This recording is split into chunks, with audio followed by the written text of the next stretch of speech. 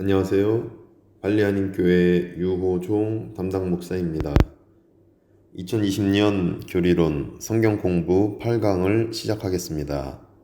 오늘 강의 주제는 구원론입니다. 우리는 다음과 같은 순서로 구원론을 탐구할 것입니다. 이 순서는 성령론에서 살펴보았던 구원의 과정에 따른 순서입니다. 순서대로 구원론을 탐구할 때 각 순서의 주제에 맞게 신앙인의 질문을 넣어 보았습니다. 질문과 각 구원의 주제를 함께 탐구하면 좋겠습니다. 첫 번째, 부르심. 원죄를 가진 인간은 제일 처음 하나님과 어떻게 관계를 맺는가? 두 번째, 중생. 지금 나는 변한 게 없는데 나는 구원을 받았습니까? 세 번째, 회심. 성도는 변화될 수 있는가? 네 번째, 성화, 성도의 견인, 성도는 천국에 갈 수 있는가? 하나씩 순차적으로 탐구하겠습니다. 첫 번째, 부르심. 원죄를 가진 인간은 제일 처음 하나님과 어떻게 관계를 맺는가? 원죄를 가진 인간은 하나님을 만날 수 없습니다. 그러나 하나님은 원죄를 가진 인간이 하나님을 만날 수 있는 장치를 마련하셨습니다. 그 장치를 우리는 외적 부르심과 내적 부르심이라고 부릅니다.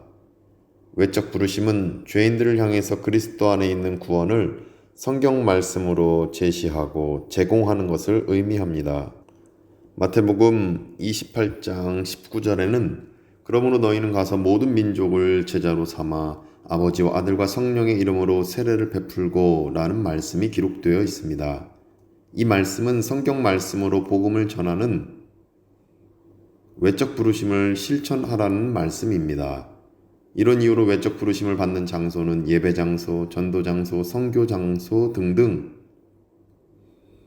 성경 말씀이 선포되는 모든 장소입니다. 원죄를 가진 인간은 외적 부르심을 통해서 내적 부르심으로 진행해 나아갈 수 있습니다. 내적 부르심은 성령님의 역사로 외적 부르심을 효과 있게 만드는 것을 의미합니다.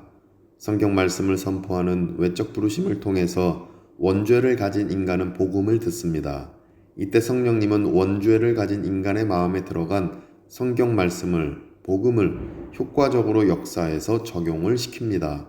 이 내적 부르심은 구원을 유효케 하는 능력 있는 부르심입니다. 사도행전 13장 48절에는 이방인들이 듣고 기뻐하여 하나님의 말씀을 찬송하며 영생을 주시기로 작정된 자는 다 믿더라 라는 말씀이 기록되어 있습니다.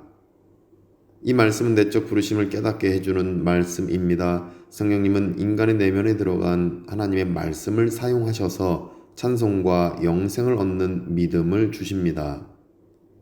하나님의 말씀이 사람 마음에 들어가도록 전하는 일은 외적 부르심을 위해서 필요한 일입니다.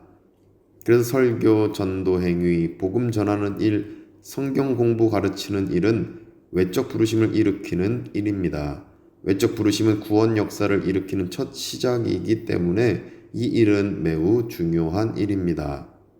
외적 부르심 때문에 하나님의 말씀이 마음에 들어갔다면 이때부터 성령님은 말씀이 뿌리 내리도록 구원 역사를 일으키도록 만드십니다. 이것이 내적 부르심입니다. 나의 주변에 구원 얻기를 소망하며 기도해 주는 사람이 있습니까? 내 가족, 내 친구, 내 이웃 중에 있습니까? 우선 할 일은 외적 부르심입니다. 즉 성경 말씀을 어떻게든 전해야 합니다. 전하기 어려우면 교회 예배로 오게 해서 성경 말씀으로 이루어진 설교라도 듣게 해야 합니다. 그렇게 해서 귀로 성경 말씀이 들어가고 마음에 자리 잡으면 그 다음 내적 부르심이라는 할 일을 성령님이 하십니다. 이것이 구원의 순서 중 제일 첫 번째 과정입니다. 그러면 부르심에 관련된 질문, 원죄를 가진 인간은 제일 처음 하나님과 어떻게 관계를 맺습니까? 저는 그 답을 성경 말씀을 듣고 그 말씀이 마음에 들어가는 외적 부르심의 과정을 겪고 난 후에 성령님은 마음에 들어간 성경 말씀을 사용해서 구원 역사를 일으키신다고 생각합니다. 두 번째, 중생. 지금 나는 변한 게 없는데 나는 구원을 받았는가? 중생은 원죄 때문에 사망을 받는 피조물에서 성경 말씀, 복음 때문에 생명을 받는 피조물로 전인격 지정의의 변화를 의미합니다. 요한복음 3장 5절에는 예수께서 대답하시되 진실로 진실로 내게 이르노니 사람이 물과 성령으로 나지 아니하면 하나님의 나라에 들어갈 수 없느니라 라는 말씀이 기록되어 있습니다. 이 말씀은 거듭남, 즉 중생에 관한 말씀입니다. 이를 보건대 우리는 중생, 즉 전인격의 변화는 거듭남, 즉 다시 태어남을 의미함을 알 수 있습니다. 그러면 중생에 관련된 질문, 지금 나는 변한 게 없는데 나는 구원을 받았습니까? 저는 그 답을 네, 구원을 받았습니다 라고 생각합니다. 성경 말씀을 듣고 성령님의 역사로 구원받았음을 확실히 깨달았다면 아직 삶에서 확연히 변했다는 실천적 행동이 나오지 않는 단계일 뿐이지 중생의 역사를 통해서 내면의 거듭남을 이룬 상태라고 생각합니다. 세 번째, 회심. 성도는 왜 죄 짓고 또 짓는가? 회심이란 중생의 역사를 받은 성도의 변화가 의식적인 생활에서 나타나기 시작하는 것입니다. 그래서 회심의 단계에 있는 성도는 생활에서 두 가지 의식적인 행동을 행합니다.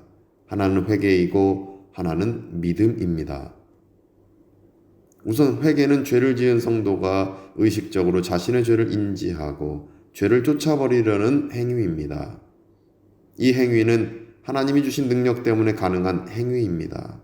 디모데후서 2장 25절에는 하나님이 그들에게 회개함을 주사 진리를 알게 하실까라는 말씀이 기록되어 있습니다. 이 말씀은 하나님이 회개할 수 있는 힘을 주신다는 말씀입니다. 그 다음 믿음은 성경을 구원 얻는 진리로 믿는 행위입니다. 성도는 언제나 충실한 믿음을 소유하고 있지 않습니다. 때론 성도는 불안정한 내면, 외면의 상황에 의해서 회의와 불신앙에 노출될 때가 있습니다. 그래서 우리는 성경을 구원 얻는 진리로 굳건하게 믿는 믿음을 유지해야 합니다. 베드로후서 1장 10절에는 형제들아 더욱 힘써 너희 부르심과 택하심을 굳게 하라. 너희가 이것을 행한즉 언제든지 실족하지 아니하리라 라는 말씀이 기록되어 있습니다. 이 말씀은 믿음의 중요성을 깨닫게 하는 말씀입니다. 그러면 회심에 관련된 질문, 성도는 왜 죄 짓고 또 짓습니까? 저는 그 답을 회개와 믿음을 계속 배우는 과정이기 때문이라고 생각합니다. 죄를 짓고 죄인 줄 알고 회개 자체가 은혜이고 성경 말씀을 믿고 또 믿는 과정 자체가 은혜라고 생각합니다. 네 번째, 성화, 성도의 견인, 성도는 천국에 갈 수 있는가? 지금까지 우리는 외적 부르심의 역사를 성경 말씀 전하는 일을 통해서 일으키시고 성경 말씀이 인간의 마음에 심어지면 그 성경 말씀을 사용해서 구원의 효력을 지닌 은총으로 바꾸는 내적 부르심을 일으킨다는 사실을 배웠고 그 다음 중생의 역사가 이어지면서 존재 자체가 사망에서 생명으로 옮겨지는 은혜를 얻고 그 은혜의 표현으로 회심, 즉 회개와 믿음의 행위가 의식적인 삶의 자리에서 행해짐을 배웠습니다. 이제 성화와 성도의 견인을 살펴보겠습니다. 성화는 자범죄를 짓는 성도로 하여금 선행을 할 수 있도록 하시는 성령님의 계속적이고 은혜로우신 작용입니다. 성화의 작용은 성도가 하나님의 자녀가 되도록 이끌어주는 작용입니다. 성화는 성령님의 역사로 이루어지는 작용이지만 이 작용에 순종하고 순응하는 성도의 전인격적인 태도가 동반되어야 하는 작용입니다. 베드로전서 1장 22절에는 너희가 진리를 순종함으로 너희 영혼을 깨끗하게 하여 라는 말씀이 기록되어 있습니다. 말씀처럼 성도는 성령님의 역사에 순종해야 합니다. 그래야 성도는 성화의 작용을 체험할 수 있습니다. 갈라디아서 5장 16절에는 너희는 성령을 따라 행하라. 그리하면 육체의 욕심을 이루지 아니하리라 라는 말씀이 기록되어 있습니다. 말씀처럼 우리는 성령님을 따라서 행해야 합니다. 그래야 성화를 이룰 수 있습니다. 성도의 견인은 천국까지 성도를 인도해주는 하나님의 사역을 의미합니다. 차량을 견인하는 일은 견인을 행하는 차량의 주권적인 일입니다. 그것처럼 하나님은 성도를 당신의 주권으로 견인하십니다. 어디로 견인하십니까? 하나님은 성도를 천국까지 견인하십니다. 이것은 성도 내부에서의 성령의 계속적인 작용, 즉 성화의 역사를 계속 실행하신다는 의미입니다. 로마서 11장 29절에는 하나님의 은사와 부르심에는 후회하심이 없느니라 라는 말씀이 기록되어 있습니다. 이 말씀은 하나님은 성도를 천국까지 후회하심 없이 인도하신다는 말씀입니다. 디모데후서 4장 18절에는 주께서 나를 모든 악한 일에서 건져내시고 또 그의 천국에 들어가도록 구원하시리니 그에게 영광이 세세 무궁토록 있을지어다. 아멘. 이라는 말씀이 기록되어 있습니다. 하나님은 성도의 견인을 실행하셔서 우리를 천국으로 인도하십니다. 지금까지 구원의 과정을 살펴보았습니다. 외적 부르심, 내적 부르심, 중생, 회심, 즉 회개와 믿음, 성화와 성도의 견인, 이 과정이 우리에게 적용되어서 우리는 현재를 성도로 살아가며 앞으로도 성도로 살아갈 것입니다. 이제 우리는 우리만 성도의 견인이라는 은혜를 받는 것이 아니라 외적 부르심의 역사를 위해서 믿지 않는 비신자들을 위해서 성경 말씀을 전하고 가르쳐야 합니다. 우리는 외적 부르심을 역사를 일으키도록 성경 말씀을 전하라고 부름받은 신자입니다. 그러면 성화, 성도의 견인에 관련된 질문, 성도는 천국에 갈 수 있습니까? 저는 그 답을 네, 갈 수 있습니다 라고 생각합니다. 성도는 성령님의 역사에 순종하고 순응해서 성화되어져 갈 것입니다. 그 성화의 과정이 더디더라도 결국 성도를 견인하시는 하나님이 성도를 천국으로 인도할 것입니다. 이제 8강 강의를 마치겠습니다. 8강 관련해서 질문이 있거나 문의하실 분은 SNS로 연락 주시기 바랍니다. 8강 관련된 과제물을 드립니다. 화면을 보시고 카카오톡 SNS로 제게 답을 보내주시기 바랍니다. 첫째, 외적 부르심은 무엇입니까? 둘째, 외적 부르심을 위해서 나는 어떤 일을 행해야 하겠습니까? 셋째, 내적 부르심은 무엇입니까?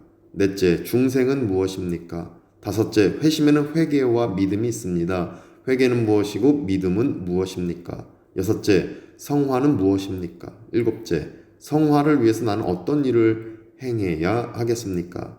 여덟째, 성도의 견인은 무엇입니까? 아홉째, 성도의 견인이라는 진리를 알 때 얻게 되는 신앙의 유익은 무엇입니까? 열째, 구원론 관점에서 비신자가 구원받도록 나는 도와야겠다라고 마음먹었으면 나는 제일 처음 어떤 일을 행해야 하겠습니까? 이제 강의를 마치겠습니다. 우리가 중보기도로 나아가겠습니다. 중보기도 제목입니다. 한국의 경제, 문화, 정치, 교육의 올바른 가치와 비전이 심어지도록 한국교회의 평안과 기쁨, 대면 예배, 정착과 안전을 위해서 기도하겠습니다.